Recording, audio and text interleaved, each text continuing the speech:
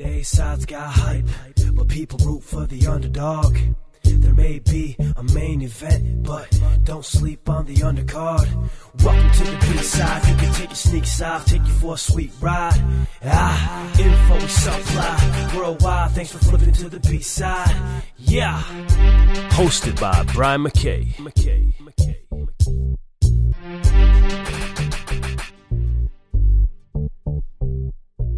Thank you for flipping to the B-side. I had to get on this morning because we had another quick little trailer for Avengers Endgame tied in with the fact that tickets went on sale today. So if you have not had a chance to get your tickets, I suggest you do so. I did mine as soon as they came on sale earlier this morning. So I am all good and ready to go for opening night. But this trailer gave, it was only a minute long, but I feel like it's giving more than all the other ones combined. It's just, so much was in this trailer for it to be so short.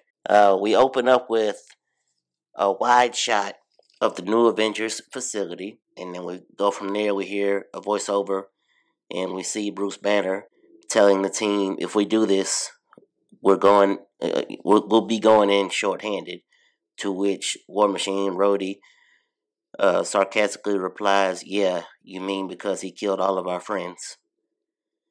Then we get a couple of shots of Black Widow and Steve Rogers seemingly in deep thought with a voiceover from Natasha that we've gotten in the previous trailers.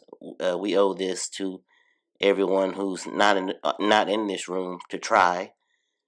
And all of that right there was just in the first 13 seconds, right before the Marvel Studio logo. Then we cut to what is going to be most likely a tear-jerking scene for me of a Rocket and Nebula seemingly in some kind of embrace. It looked like they may be holding hands, very emotional looking. Obviously they didn't necessarily care for each other in either of the Guardians of the Galaxy movies, but they've lost all their family, lost all their friends. So, just by chance, they're sitting there together like that. And as much as I liked both Guardians of the Galaxy movies and anything they've been in, it's going to be emotional. Then we got Tony and Pepper reuniting, which both of those scenes clearly is signifying the fact that Nebula and Iron Man have found it back to Earth, presumably very early on in the movie. That's played over a voiceover of Tony saying, "It's not about how much we've lost; it's about how much we have left." And then Tony continues saying, "We're the Avengers. We've got to finish this." And we get a great shot of Clint Barton standing in the doorway, all tatted up. Natasha, Black Widow, also kind of almost smiling. And something she's heard. Then an awesome group shot without the Hulk, Thor, or Captain Marvel. But the group, as they stand, they do look like they're either looking at something or someone has their attention. So one of the other three could be talking to them. It then cuts to a scene that I'm actually shocked we got in the trailer. Obviously I was expecting it possibly at some point in the movie, but we get a scene of Tony and Steve.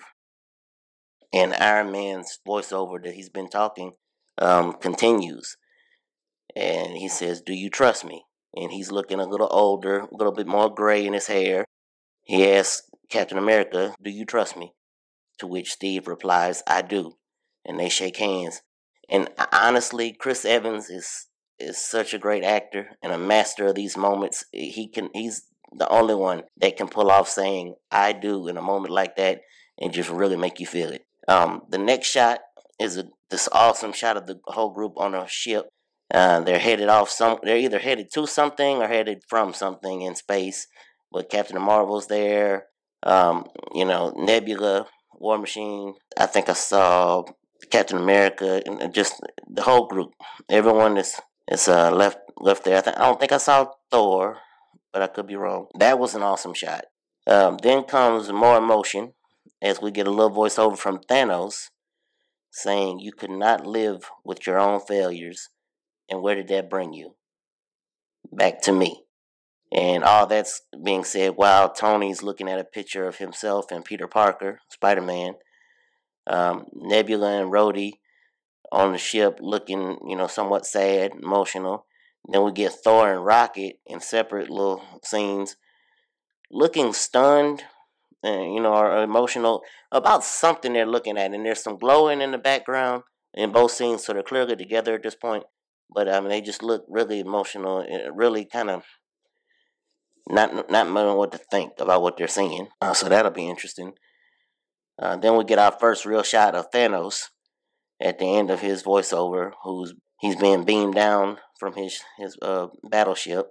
The next shot was really cool. I thought was a shot of Iron Man, Captain America, and Thor, the three original from Phase 1 Avengers, walking towards, looks like to be a Thanos who is sitting.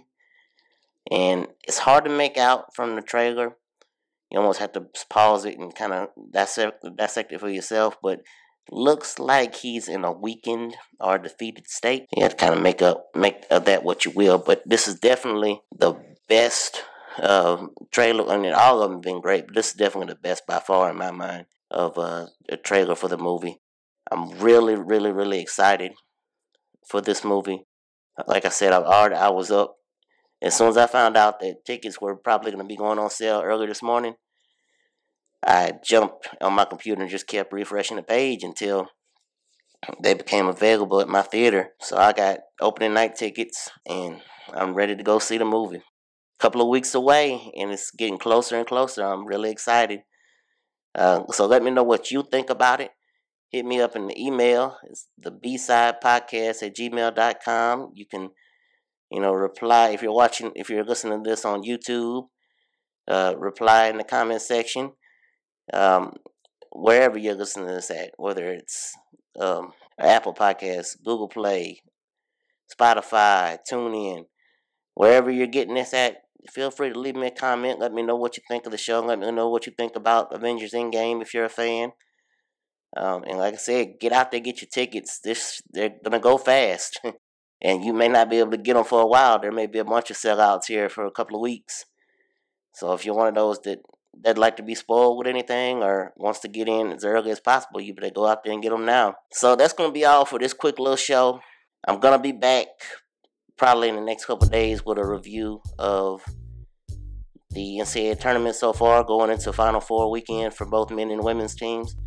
So look forward to that. And as always, thank you for listening, and thank you for flipping to the B-side. You can listen to the B-side podcast at Apple Podcasts, Google Play Music, Spotify, and TuneIn. Also, be sure to check out our YouTube channel.